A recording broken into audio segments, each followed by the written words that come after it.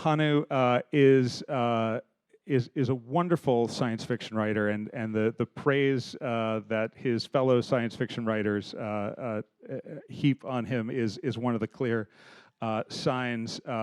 Charles Stross, the quote is, "I think he might be better at this than I am," which is certainly high praise indeed. But in addition to his literature, he has a PhD in string theory. He's currently CEO for Helix Nano, which is a synthetic biology startup that's based here in the Bay Area.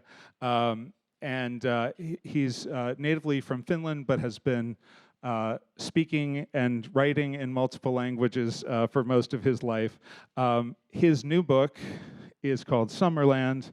We want to thank Borderlands Books here in San Francisco, who are selling it along with other books of Hannu's tonight, and he will be signing them after the talk. Please join me in giving a big round of applause for Hannu Rajaniemi.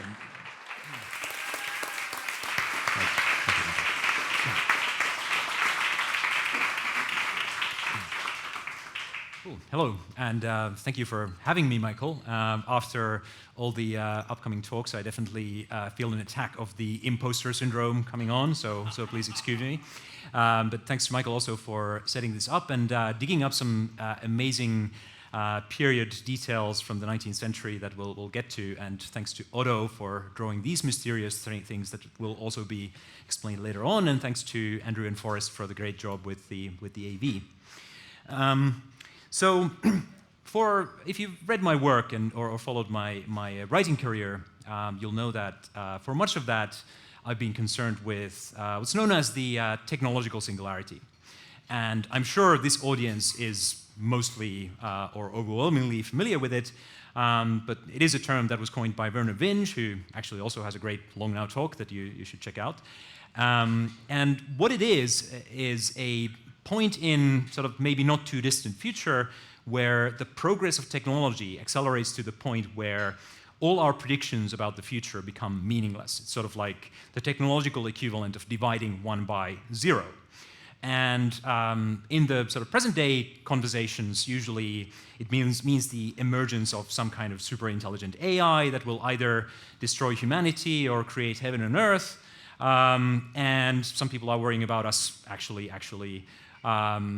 accidentally building that AI right now. Now, that's maybe a bit ambitious, but certainly there's this sense of an approaching technological rapture, and the people who are serious about the singularity often sort of also refer to some kind of technological immortality being achieved through mind uploading, or even this super AI creating simulations of people who've lived in the past.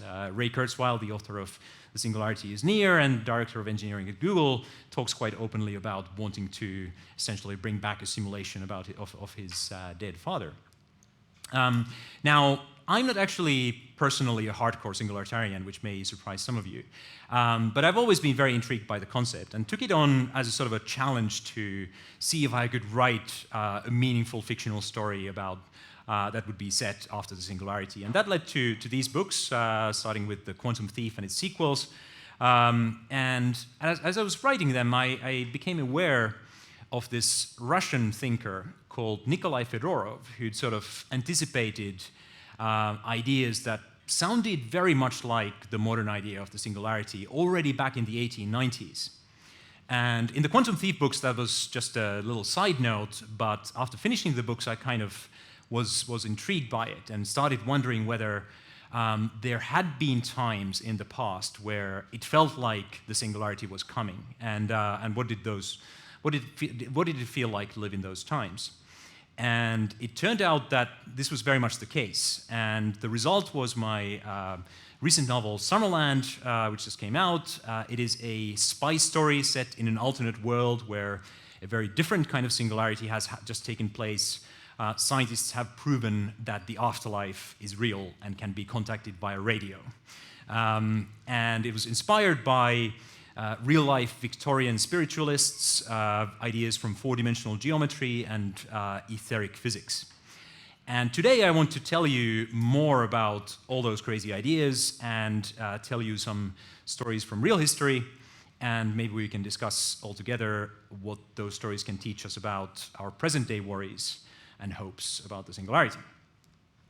So, to start with, let's go back to back in time 180 years to 1838, and to the invention of the electric telegraph. And so 180 years ago, Samuel Morse sent the first telegram in the United States, and that was across just 2 miles of telegraph wire. But telegraph sort of exploded at an exponential rate, and just 10 years later, there was 6,000 miles of telegraph cable in the United States. So that's 6,000 miles in just 10 years. And Tom Standage has actually called the telegraph network the Victorian internet.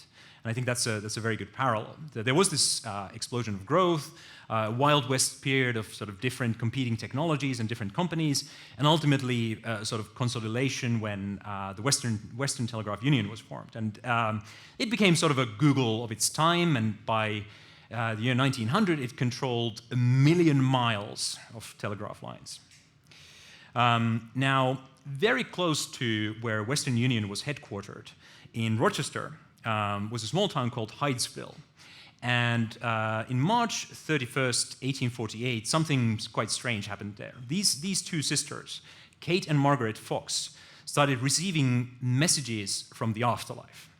And the messages came as rapping noises that had a code, sort of multiple raps for no, one rap for yes. So quite a lot like the Morse code in the telegraph.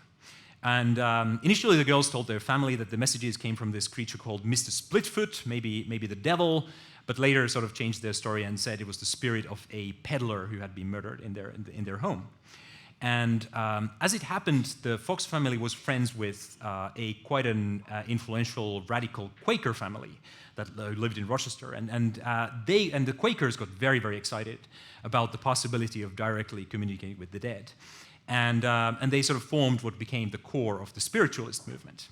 And suddenly there was this explosion of mediums. The Fox sisters got hundreds of imitators. They themselves became very famous. And Horace Greeley, the newspaperman and politician, sort of took them under his wing. And the timing was sort of right for something like this. The US was going through what is now known as the Second Great Awakening. And that was kind of a Protestant religious revival that emphasized the personal relationship with God, sort of came with fascination with the supernatural and sort of romanticism. So people got very excited when suddenly there was this, what you could describe as an open source religion that promised direct lines of communication with the dead. Because the early spiritualists were associated with groups like Quakers and Universalists, they were also very much into social reform, so abolition of slavery, women's rights, and so on. And mediums are actually mostly women, so that sort of gave them a new kind of voice that helped drive some of those issues. But when I kind of looked into this, what really surprised me was how closely the language used to describe mediums was associated with telegraphy. So here's a period drawing that describes a spiritual telegraph sort of crossing the Atlantic. And some mediums actually started using telegraph transmission hardware. So they first they took sort of existing telegraph hardware to channel spirits, and then actually started building their own hardware for contacting spirits. So here's one example, which is an alphabet wheel for communicating with the dead, but it's actually modeled after a contemporary whetstone design, one of the early alphabet wheels that made it easier for a telegraph operator to read the incoming message. So there's this very interesting feedback loop between the hardware that the mediums used and the hardware that the telegraph operators used. Now, the ultimate hardware hacker amongst spiritualists was this very fascinating character called John Murray Spear, and I want to tell you a little bit more about him. I wasn't able to find a good period picture of him, but somehow Michael was able to uncover his business card. So here is the front page of his business card. So John Murray Spear was born in 1804 in Boston, and as a young man, together with his brother, he became a Universalist minister. And he was really a prime example of one of those second Great Awakening reformers. He was prisoner rights activist. He helped prisoners released from jail to get jobs. He helped to establish the Underground Railroad, so he helped escaping slaves to go to the northern states. He was actually nearly killed by an angry mob when he defended a slave who was accused of murder. And he was initially quite skeptical of spiritualism. But in 1852, he had this very powerful sudden experience. He fell into a trance and was contacted by a group of spirits who called themselves the Electricizers. Now, that sounds like a superhero team or a superhero villain team, but and that's what it pretty much what it was. So these spirits included such luminaries as Benjamin Franklin and Thomas Jefferson and other very smart people. But their message wasn't just about peace and love or what had happened to John's loved ones. They had had a lot of time to do thinking in the afterlife, and they had come up with entirely new technologies. And they started dictating designs for these inventions that they wanted John to build that were going to change the world. Now, one problem that spiritualists generally had, and which John had, and the spirits had, was that there were so few mediums to start with, and it was also quite hard for a medium to stay in this trance state. So to solve this problem, John teamed up with another medium called Elizabeth French. In addition to being a medium, she was an electrical experimenter. And one of the things she had done in the past was try to revive lightning strike victims and victims of drowning by connecting them to batteries. Together, they made a suit powered by a large set of batteries, a kind of spirit armor that was supposed to amplify the medium's thoughts electrically, to give the medium a better reception or to turn somebody who wasn't actually a medium into a medium. And so they experimented with this suit, and wearing the suit, they also realized that they could transmit thoughts to each other. And that led to a very concrete business idea that John then had, which was Cyrus Field, a famous industrialist, businessman, had just been given a 50-year monopoly to lay the first transatlantic telegraph cable. And John and his spirits thought that this was a really bad idea because it essentially gave private ownership for this communications infrastructure that could enable all kinds of oppression and censorship and who knows what, things we can very much relate to today. And so in response, the Electricizers proposed that John should build a decentralized network of mediums, building a sort of mesh network of towers where mediums would sit wearing their spirit armor, of course, and pass telepathic messages from one another. And this would be free to use to everybody, so sort of a network neutrality would apply. And John and his associates actually went out and tried to raise funding for this, but sort of failed to get it off the ground. But they did open source all their designs. So they published a newspaper article that said that all these instructions will be available to whatever parties who are disposed to attempt the practical realization of the scheme. So to any entrepreneurs here, you want to do an ICO, it's all up for grabs. But John soon got busy with an even more ambitious project.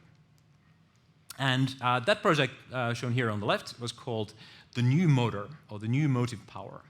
So John, together with a group of followers, went to a remote location called High Rock, and they started building it. And it was basically a perpetual motion machine. It was going to collect limitless amounts of energy from the spirit realm and replace the steam engine.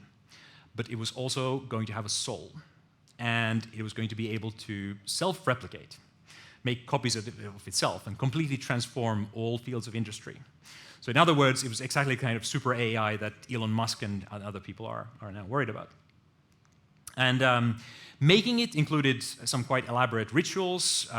Basically, one of John's female followers was supposed to symbolically give birth to the electric infant that was going to be the soul of the machine. There are some amazing descriptions of the ritual that they performed to make the machine come alive. John wearing the spirit armor, and suddenly there being this umbilical thread of energy that connected him to the machine that the mediums who were present could see. And apparently the machine did start moving. These rotors on top did start slowly spinning. But sort of an exponential takeoff did not happen. And also John's wife, Betsy, wasn't too happy to hear that there had been some kind of sexual element to this ritual. And as a result, his reputation was ruined. And finally, to add insult to injury, a gang of local young men got together and broke into the High Rock the house and wrecked the new motor. So there was an actual angry mob. So, and for all we know, they stopped this aspiritualist singularity from happening. But this did not discourage John Murray Spear. He just did a pretty hard pivot into making spirit-powered sewing machines. And there's a bit of interesting historical context there. In 1840, Cyrus Howe had invented the first modern sewing machine, actually based on a design that came to him in a dream. And it sort of gave a lot of women a new source of income and sort of eased their drudgery. But it was still hand cranked, and John and his friends thought that they could use the new motor or variant to drive it instead, and completely emancipate women from this sort of hand-based sewing. And he started a company, and this time it was a bit more successful. They did actually succeed in building a sewing machine that was initially clockwork powered, but they sort of also fell back to a hand crank design. But it was much cheaper than the competing versions, so they did have some success in selling them. But then the Civil War came, and John decided to take his family and go to England for a while. So he thought there would be a new market there for sewing machines, and he also wanted to make connections to some local spiritualists because the spiritualism movement was taking foot there, and he's sort of the other side of his business card from that period where he talks about being guided by these beneficent spirit intelligences and sort of refers to seances that he held in his house in Regent Square every Wednesday. And I kind of want us to travel now with him to Britain and sort of elaborate a little bit more on what was going there. And one of the very frequent attendees in John's seances was a gentleman called Alfred Russel Wallace, who is shown here with Charles Darwin. And together with Darwin, Wallace, of course, was one of the creators of the theory of evolution, and they published a key paper on that together. And like Darwin, Wallace sort of went on all these brave expeditions to collect huge amounts of zoological samples, including sort of famous flying frog. But unlike Darwin, he actually came from quite a poor working-class background, like John Murray Spear. And later in his life, he ended up selling most of the samples he had gathered, like 80,000 different species of beetles, for example, just to support himself. And he was more of an idealist than Darwin was, and he was actually pretty uncomfortable with some of the implications of evolution. And he was convinced that there was something about the human consciousness that wasn't just a product of evolution, and that survived after death. And so he got really excited when people started to practice spirit photography. So here he is with the spirit of his mother. So taking pictures of spirits using the new photography equipment that was available was a common practice. And this convinced him that there was indeed life after death, and like many Victorian scientists, he became a committed spiritualist. So, and Wallace is actually a great example of how a lot of the British intellectuals felt at the time. Theory of evolution was really this nuclear bomb that exploded amongst them. If you were a really serious scientist, you couldn't really ignore it, but taking its implications seriously was almost untenable because it implied that there was no God, no afterlife, no basis for human morality. So many of them, like Wallace, sort of ended up grasping at straws to find ways to reconcile science with the afterlife. And the center of those efforts was the Society of Psychical Research, which was founded in 1882. It actually still exists, but doesn't quite have the stature that it used to. Here's one of its founders, Frederick Myers, who was a poet and philosopher who coined the word telepathy. And what SPR's mission was to take a hard scientific look at ghosts, mediums, apparitions, psychics, and so on, And its members and early presidents included a pretty much all-star cast of politicians, artists, and scientists, Nobel laureates, John Ruskin, H.G. Wells, Mark Twain, William Thomson, who discovered the electron, William Gladstone, many others. And they really sort of had a hard go at collecting a lot of data about what famous mediums were able to achieve, what sort of contact with dead the ordinary people had, what sort of experiences with telepathy people had, and so on. But some questions really still remained, like if there were really spirits, where were they? And if the soul was not the product of evolution, then what was it made of? And that was sort of those answers to those questions could maybe be found in physics. And one of the most prominent physicists of the SPR was this guy called William Crookes, with his amazing mustache. And his greatest invention is the thing he's holding there, the cathode ray tube, or Crookes tube, as it was also called, which later allowed Röntgen to discover X-rays and also became a key component of the radio and sort of an ancestor of the vacuum tube in the early computers and so on. But he was also a very committed spiritualist. At some point, he actually traveled to the US to interview the Fox sisters that we met earlier and concluded that they were definitely the real thing.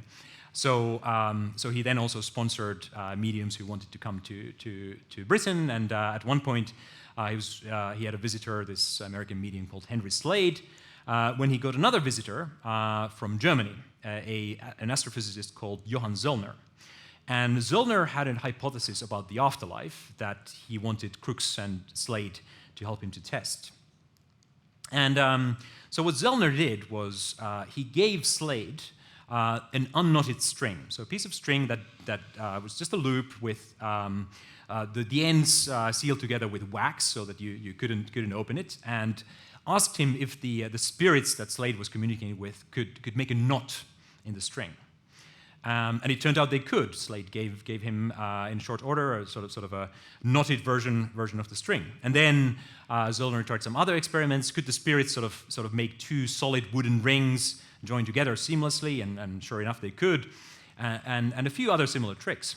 Now you might think that Slade was just a very good magician, but Zollner actually became convinced this was proof that spirits existed in the fourth dimension. So just to let that sink in for a moment, spirits existed in the fourth dimension. So a few basic facts from topology and geometry. In 3 dimensions, if you try to introduce a knot to an unknotted string, either the string has to be open or the string has to somehow pass through itself. But in 4 dimensions, the string actually has room to go around itself. And you can, in 4 dimensions, sort of introduce a knot into a closed loop without opening the loop. Zollner wrote his conclusions up in a book called Transcendental Physics. And whatever you think of his conclusions, he definitely had a huge impact on Victorian era thinking about the afterlife. It sort of popularized the idea that spirits could actually exist in the 4th dimension. And moreover, afterlife could be studied using the methods of physics. Now, this talk actually almost became a talk entirely about the 4th dimension in the Victorian era. There's a fascinating character called Charles Hinton who popularized a lot of these ideas, and I kind of don't really have time to go into it, but in the Q&A, please ask me about the 4th dimension Charles Hinton. But there was a lot of other things going on in physics at the time. So James Clerk Maxwell had just unified electricity with magnetism. So he'd created this set of famous equations that perfectly described all electromagnetic phenomena. And it also, his equations also predicted that there should be these electromagnetic waves propagating through empty space, which really confused Victorians because nothing should be able to propagate through empty space.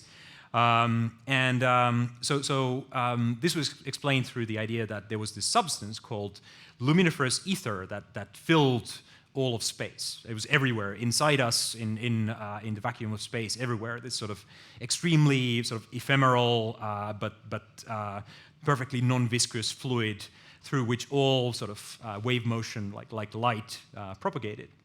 And by that point, people had also discovered atoms. Mendeleev had come up with the periodic table of atoms, so people knew there were different kinds of atoms, but nobody really knew what atoms actually were.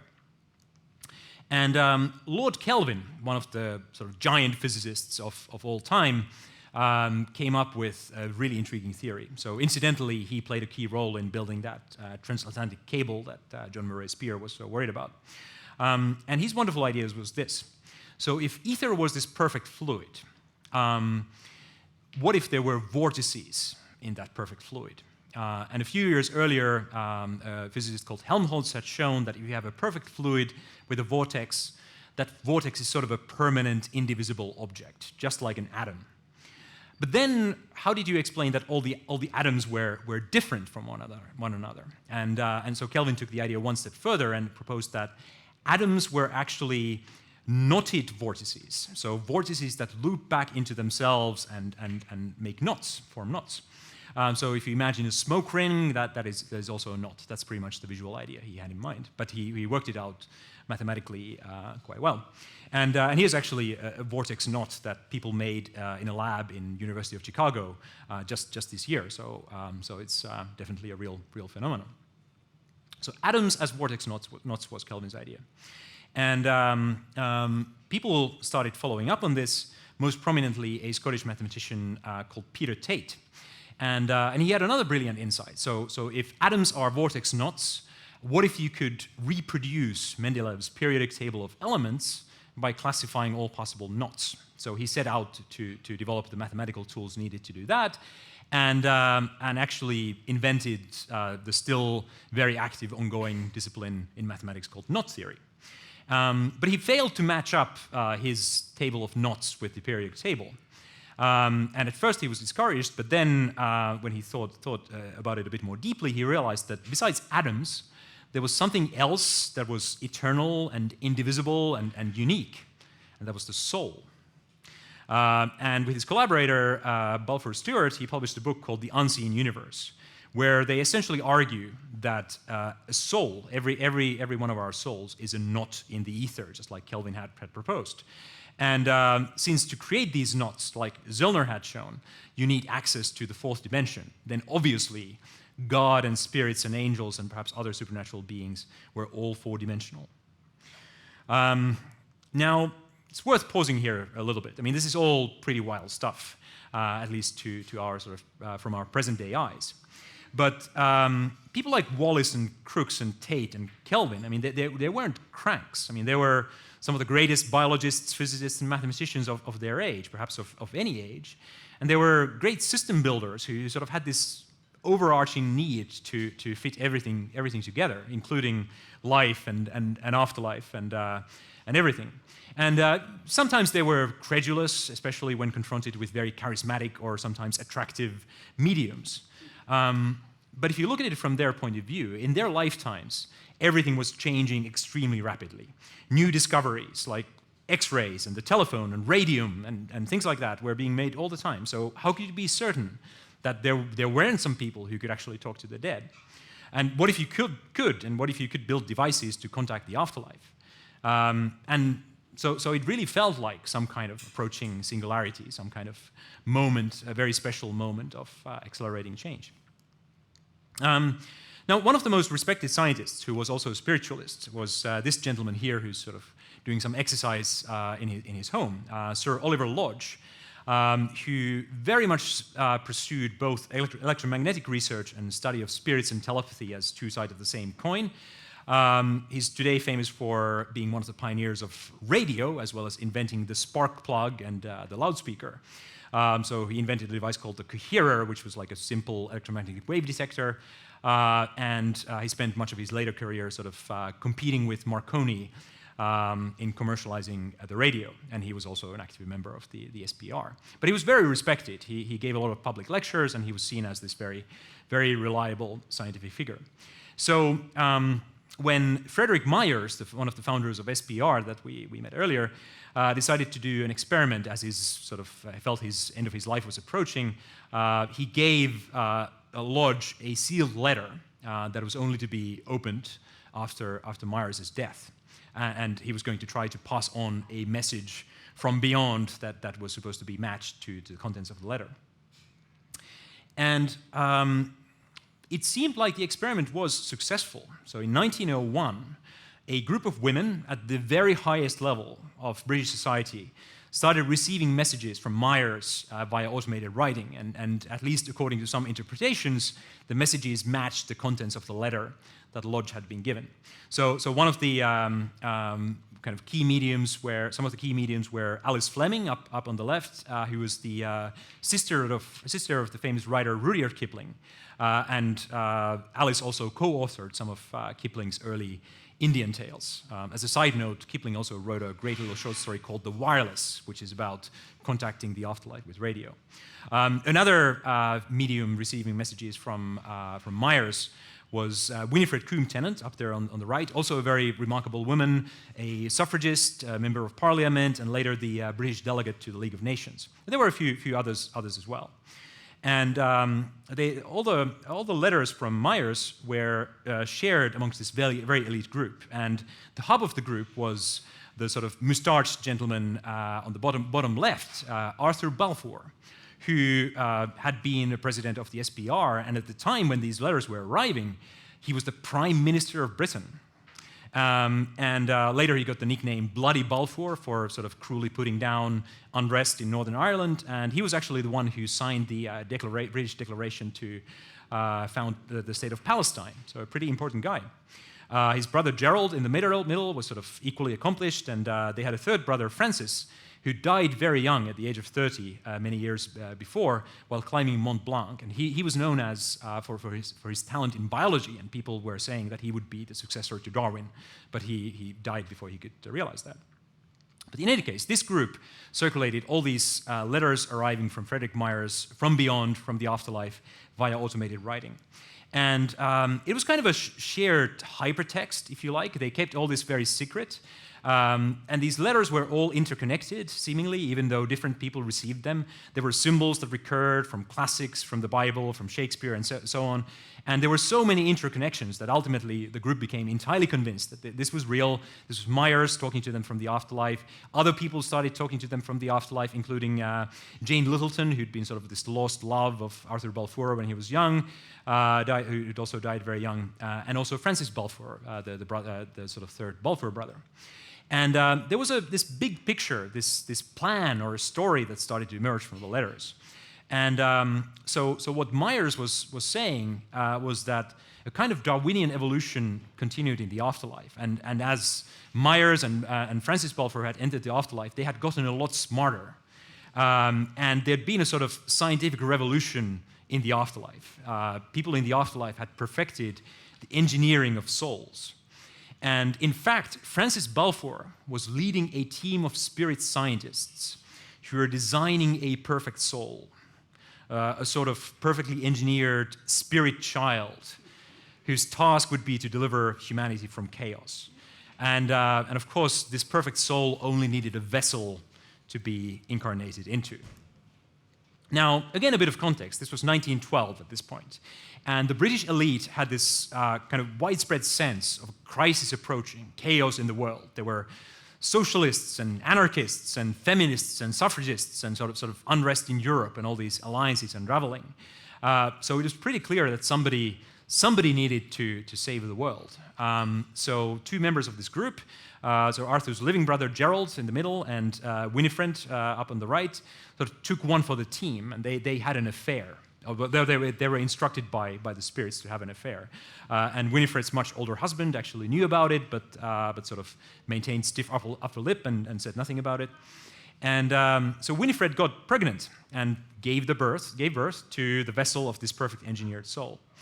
And I just can't help thinking how remarkable this story is. I mean, this is happening at the sort of highest levels of British politics and society, combining all these ideas about eugenics and evolution and engineering applied in this very otherworldly context. So here is the spirit child at the age of 1 and then at the age of 30. And he was called Henry Coombe-Tennant, born in 1913, and as far as we know, he wasn't the Messiah. He didn't save the world from chaos, unfortunately. But he did have a pretty interesting life.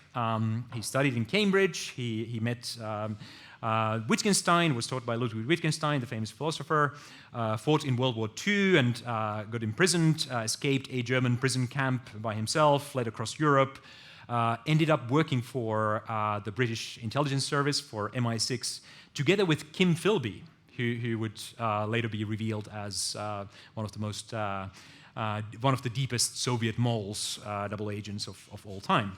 And it was really Henry's life that kind of made me decide that Summerland had to be a spy story, and he was an inspiration for one of the protagonists. Now, later on, Henry's life sort of quieted down, but in the 50s, he did try to contact his mother, Winifred, through a medium, probably to complain about the kind of weird circumstances of his birth or too high expectations. It's not clear if he succeeded, but soon after that he did go away to become a Catholic monk and lived for the rest of his life in solitude. So it is actually the kind of biography you can never put in fiction because nobody would believe it. But one of the fascinating facts about Henry was that he was in Cambridge at the same time as another interesting historical figure, Alan Turing, and they probably attended some of the same lectures by Wittgenstein. Now, Turing, of course, is the famous mathematician who has a pretty good claim for being the father of the modern computer. But if you kind of look at Turing's writings carefully, you find that he's not this ultra-rationalist mathematician that you might imagine any more than the sort of Victorian scientists were. He had this tragic lost love in his teenage years called Christopher Morcom, who died young, and then Turing, like many of the other characters in this story, then spent the rest of his life mourning. And in letters to Christopher Morcom's mother, one of those on the right, Nature of Spirit, up there, he talks about his belief that there is something beyond the body, a spirit that a body sort of attracts into itself, and which is maybe later to be able to move on. And it sort of sounds quite a lot like what the earlier Victorians were saying about how they envisioned a scientific afterlife. And it goes deeper than that. So one of his best-known papers, or perhaps his most best-known paper, on computational machinery and intelligence, which is the one where he describes what we now call the Turing Test, which is sort of a criterion for whether a computer can be said to think or to be intelligent or not, where you have a judge trying to distinguish a computer from a human just through teletyping, which is quite a popular competition amongst AI people today, and actually quite similar to how these telegraphing mediums communicate with the spirits as well. But if you read this paper closely, there is a segment where he argues that if there are such things as souls, then a sufficiently complex computer should also be able to attract a soul and be immortal in the same way that human beings are. And well, it seems that right now there are many people trying to do just that. So there is, in recent years, a so-called recreation service industry has emerged, which tries to create chatbots that recreate either dead or living people to the point where maybe one day they can pass the Turing test, and they already have hundreds of thousands of users. So maybe that's one thing that is different today from the Victorian era. When we start getting crazy ideas about how the afterlife might work, we can actually try to build it. But having sort of looked at his services, personally, I suspect that maybe 100 years from now, they will seem sort of strange and a bit misguided to us, sort of in the same way that sort of Tate's Unseen Universe or Spear's New Motor seem to us now. And actually, in the end, I sort of like what John Murray Spear was doing. So he was building these spirit machines, but his goal was not to achieve transcendence or immortality, but to free slaves, to emancipate women and power sewing machines, to solve very practical and mundane problems. And even if your technology is powered by spirits, that's what it's really for. But there are these times in history when science and technology change faster than we can really handle. And then we do have this tendency that you see over and over again in these stories to mystify them. You turn them into kind of religion. You look kind of for some sort of transcendence or a savior in them, a spirit child or a messiah or a new motor that can save the world. But really, in the end, it's all up to us. Thank you.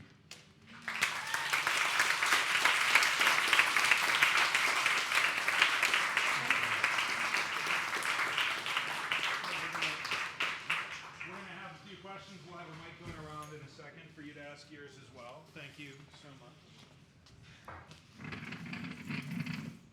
Thank you. So, when was it when they were creating the Spirit Child? What was his the Spirit Child? Henry Coombe Tennant.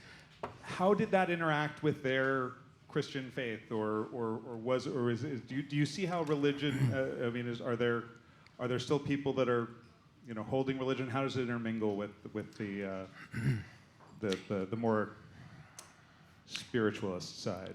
Yeah, that's a very interesting question. I think sort of what's sort of interesting about spiritualism and how it emerged is it sort of, in the US, it had this boost from technologies like the telegraph driving social change, and then in Britain it was really sort of enmeshed with the sort of empirical scientific method. So the idea was that this was actually, maybe you just didn't necessarily have to reconcile all of it with Christian beliefs. I mean, Arthur Balfour was quite skeptical about Christianity, but if you had something that you could actually empirically verify yourself, then that was something you could rely on. And it's fascinating to see this going on at the upper echelons of society. Did you get in your research any sense of what was happening at other levels? Was there a spiritualist fascination going on in the working class, or was it traveling? No, absolutely. I mean, you can see that's how it starts in the U.S. I mean, that's really sort of this more working class movement, usually coupled with socialism, and there was some of that also in Britain. One of the sort of early utopian socialists in Britain was a guy called Robert Owen, who was a much more working class guy, who Wallace actually studied with, who was also a spiritualist. So there was, I mean, I kind of chose to focus on the upper echelons because there's this interesting transition from the working class to the very scientific and political elite. But there was definitely similar sentiment all across the board. And actually, the sort of really interesting thing that I alluded to was that there were writers like Hinton who popularized some of these more highfalutin scientific ideas to the popular audience. So a lot of people were reading about these things in newspapers and periodicals and so on. And so it was very widespread. Joe, you're out there with the microphone, right? Joe's got the microphone, so get Joe's attention. He will be passing around, and I'll be calling on. And also for folks that are watching on the live stream, you can put your own questions in to the chat there. One more question before we go to the audience. So, as you said, these are some of the leading minds of the time, and they were very accomplished in traditional science, and then were also in areas we would consider fringe right now. Were there areas where you kind of saw them bounce back into more conventional science, or things that progressed scientific research, because it's still a time when there were a lot of discoveries going on, or did it kind of stay on the fringe and never, we don't get a lot of benefit from this imagination now? Well, I think like if you look at a figure like Sir Oliver Lodge, I mean, I don't know if he would necessarily have pursued real-life electromagnetic research had he not also been interested in sort of spirits and mediums and figuring out not just sort of how machines could communicate, but how brains could communicate without an intervening medium. So I think that same framework was driving that research as well. I mean, there were others who were more skeptical, like James Clerk Maxwell, who was great friends with Peter Tate, wasn't buying any of it. Darwin attended a seance with Sir Oliver Lodge, and he thought The person, the lady Josephine Palladino was a complete fraud.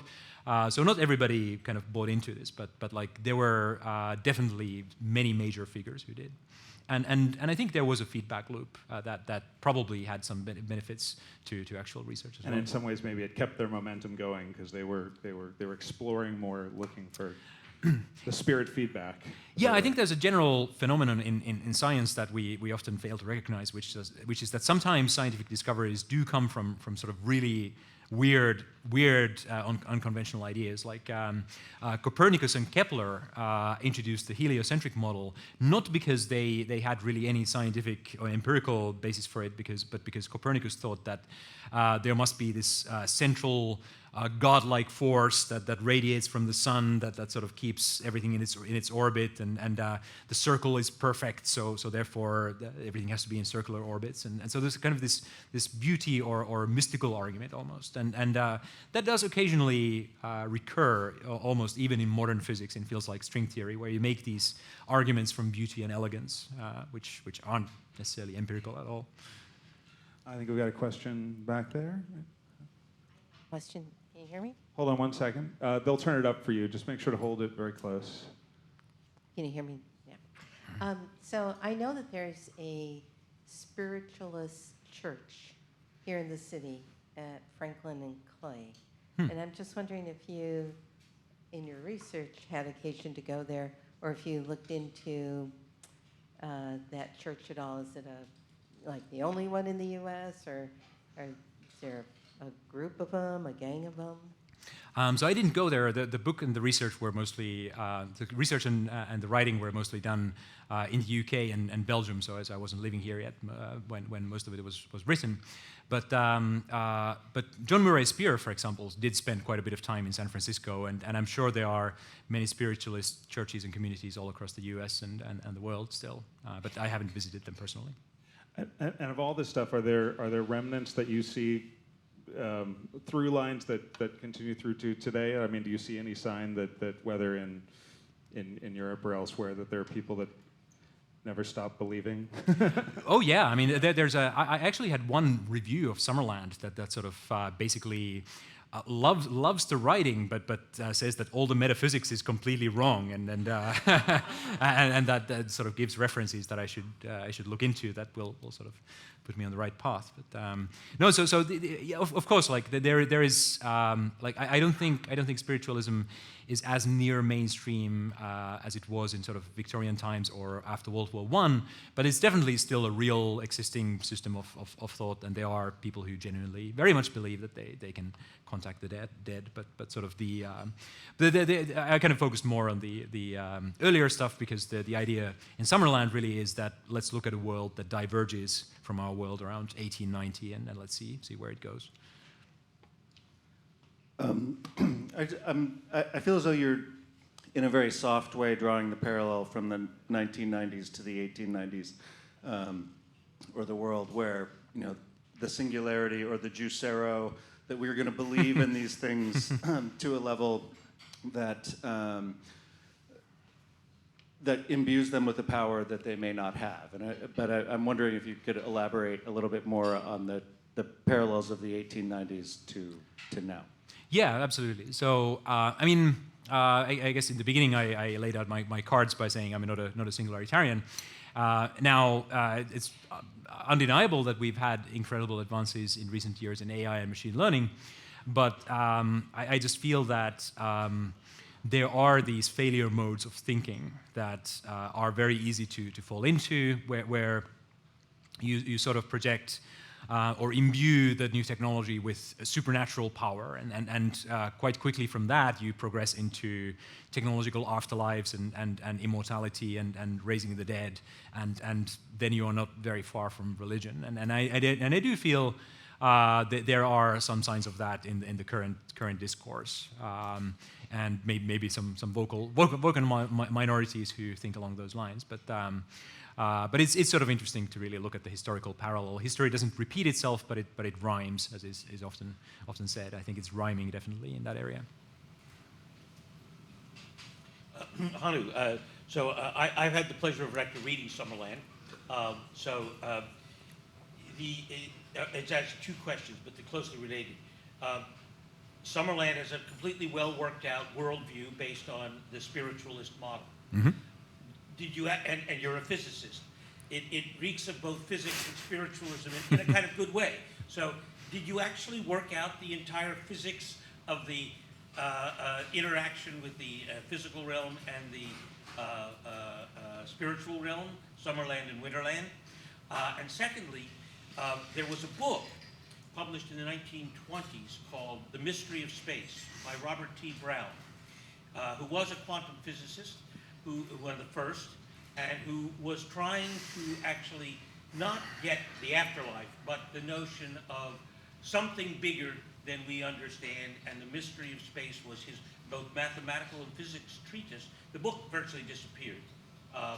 But it found it's part of the roots of something here in San Francisco, the Institute for Noetic Sciences, which also had a similar view of something bigger than humanity that we were in touch with. So question, did you encounter the mystery of space? And did you actually work out the whole physics of the afterlife, post, pre-life, all of the ways in which this actually all works? So to take the second question first. So yes, I did encounter the mystery of space. Now, is this the Robert T. Brown who was an African American poet living in Brooklyn? No. Because so then maybe I'm confusing with someone else. But yes, I did encounter the mystery of space. I wasn't aware there's a present day descendant. Oh wow! I would love to see that. And yes, I did sort of try to the best of my ability to work out at least some of the physics, not down to sort of Greg Egan-esque level of actual field equations and Lagrangians, but to sort of kind of. I mean, I think actually one of the core ideas in Victorian physics was being able to visualize things and give everything sort of a mechanistic explanation, to be able to visualize things in your head. So how sort of different etheric streams or vortices would interact. Or I mean, Charles Hinton I referred to was fantastic at this. So I did read quite a lot of Hinton's works, which Rudy Rooker has edited and compiled. And I tried to get to the point where I could sort of visualize different types of ether that existed in this world, and how the souls in the afterlife interacted with the living, and some of the physics. So let's talk a little bit about your book, as I'm sure Tor will be thrilled to hear as add Summerland to talking about Hinton and Tate throughout the whole thing. So you got kind of captivated, it seems like, by this research, or how did you know you were going to write a book the whole time, or what was the process of? And tell us something about the arc of this project coming from your research into what became Summerland. Yeah, it was quite a long project in the sense that there was quite a lot of reading in the beginning. But I think at the point where I discovered Henry Coombe Tennant, I realized I had to write something about something like this, how the sort of Victorian society collided with the afterlife and the individuals that were involved. And then it took a bit longer to work out what that story should be like, and then realizing it had to be a spy story was also a bit of a revelation, and both because of the sort of intelligence community connections of some of the characters and general connections in Britain between the occult and the intelligence communities, but also because given that it was going to be such a metaphysical story, in some sense, being a spy is about uncovering layers of reality that other people don't know about, and digging deeper and deeper, perhaps uncovering further and further layers. So that felt like quite a good metaphor for what was happening in the book. And then it took it actually took a full draft that my editor and I weren't happy with, which sort of got entirely rewritten until it sort of emerged in its current form. And we haven't even talked. We've talked a bunch about the Brits, but we haven't talked about the other side, their competitors in this. Do you want to say a word about the other? Absolutely. So there's in Summerland there's sort of this Cold War also going on in the afterlife between the British Empire and the Soviet Union.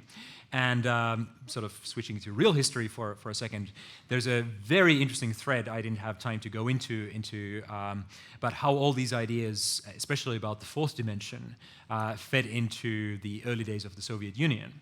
So I alluded to the Russian cosmist Nikolai Fedorov, who sort of anticipated the singularity and resurrecting the dead through technological means in the 1890s.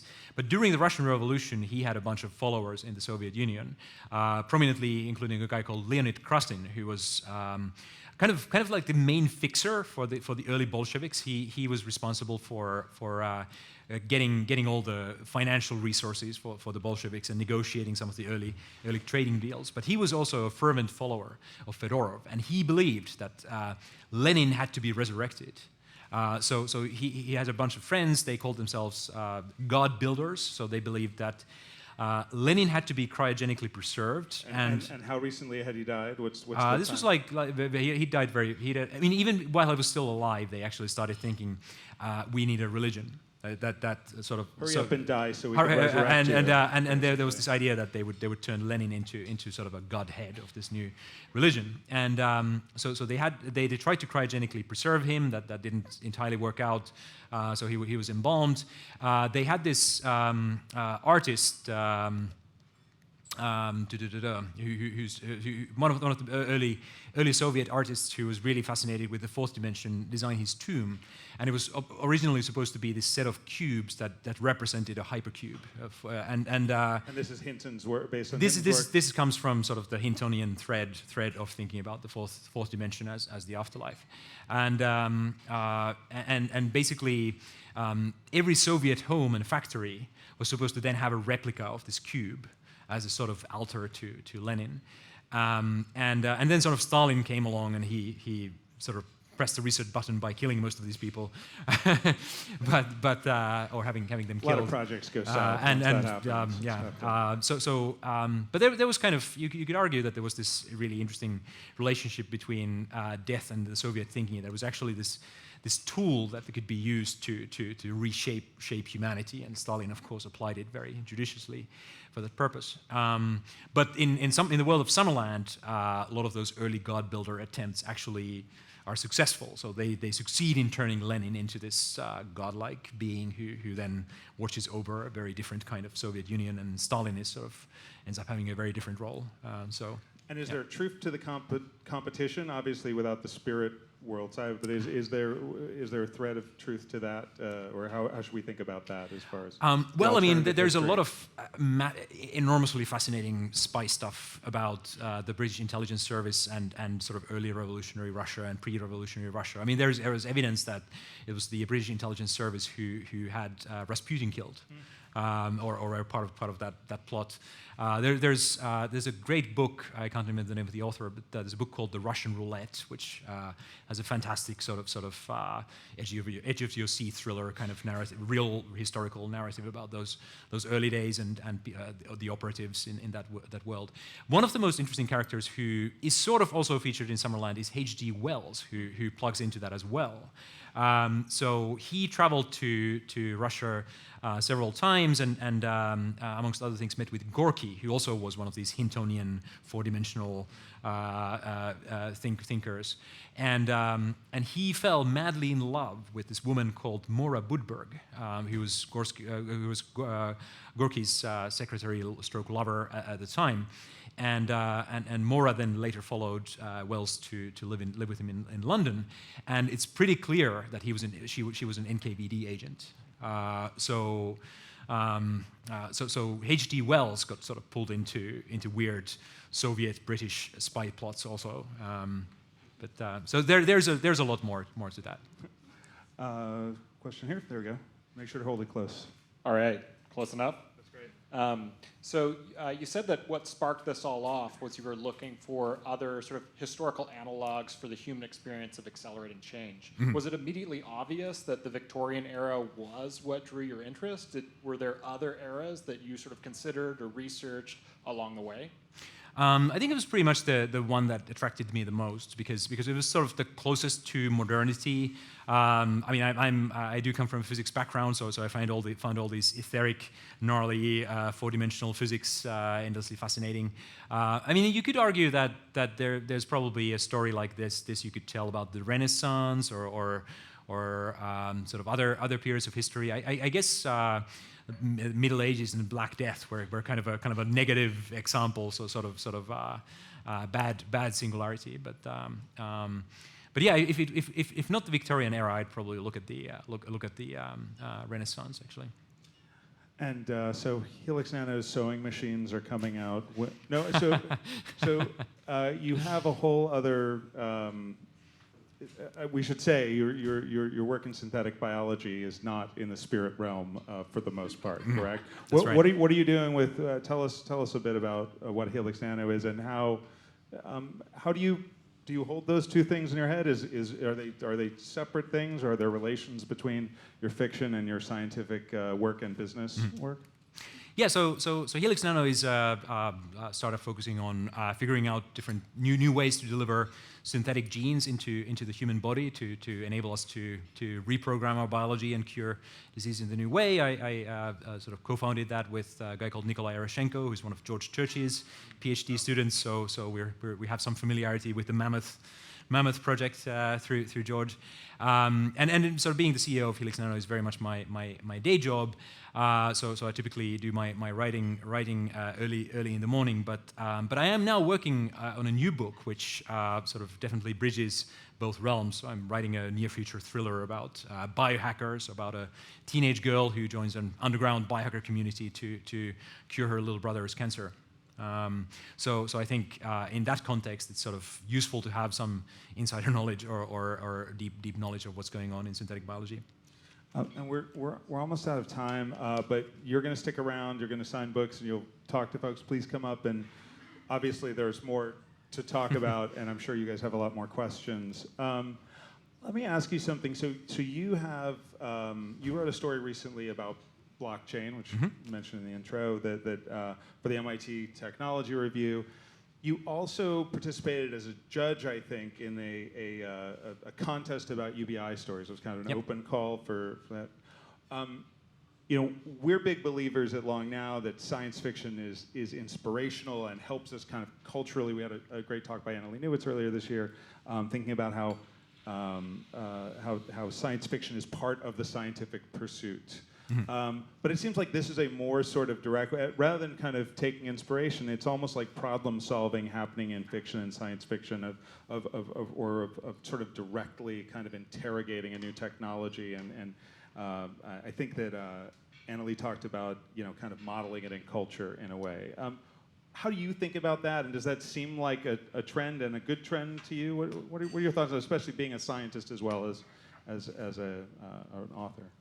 Yeah, so I think it's definitely a trend.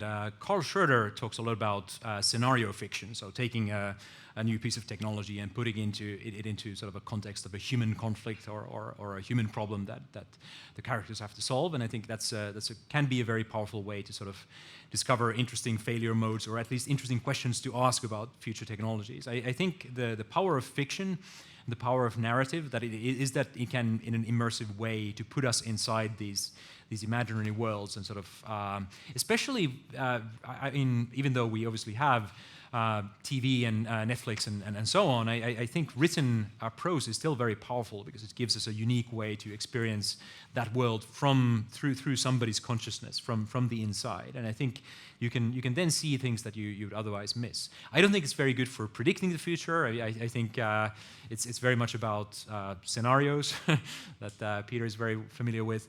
But from sort of human experiential point of view, what would these futures look like? How would they feel like? Would we like to live in them? I think it's sort of fiction is a great vehicle for posing those kinds of questions. That's great. And Summerland is out now, and it seems to be getting a good reception. Are you happy with the? That's great. Well, great. Well, you're going to stick around for a bit. Thanks again to Borderlands, who are selling books in the back. We will have him that and more of your books back there. I have a Long Now challenge coin for you, encouraging you to seize the millennium, Carpe Millennium. Thank you all for being a great audience tonight. Please do stick around and come up and ask questions. Hopefully get a book and he'll sign it. And thank you again. Big round of applause for Hannu. Thank you. Thank you.